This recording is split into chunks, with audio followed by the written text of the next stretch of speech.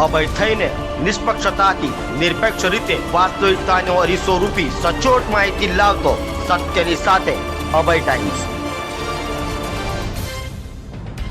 સુરતની ઉધના પોલીસે પ્રભુનગર ખાતે દરોડા પાડી ત્યાંથી બાંગ્લાદેશ અને પશ્ચિમ બંગાળથી છોકરીઓ બોલાવી દેહ વેપાર ચલાવનાર સંચાલક, દલાલ અને ગ્રાહકોને ઝડપી પાડ્યા હતા।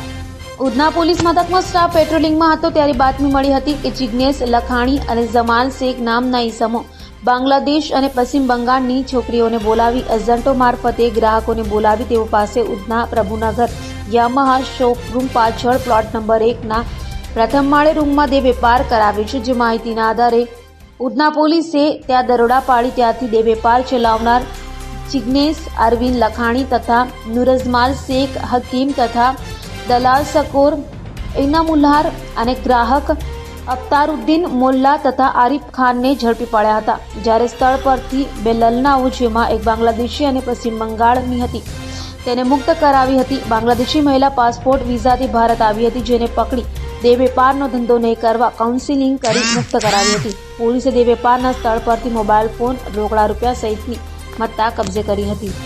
પોલીસ સ્ટેશનની સર્વેલન્સ ટીમને માહિતી મળી હતી કે એક જગ્યાએ દેહ વ્યાપારનો ગેરકાયદેસર રીતના ધંધો ચાલે છે। આને કારણે પોલીસે ત્યાં જઈને રેડ કરી હતી।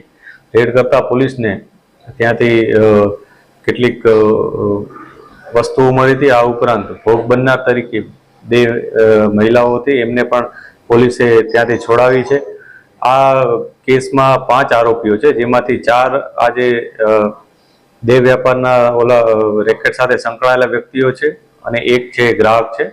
એમાં 4માંથી એકનું નામ જિગ્નેશ લાખાણી, એક આરિફ ખાન, એકનું નામ સકોર એનામુલ્લાહ અને એકનું નામ અખ્તારુદ્દીન મોલ્લા કરીને છે।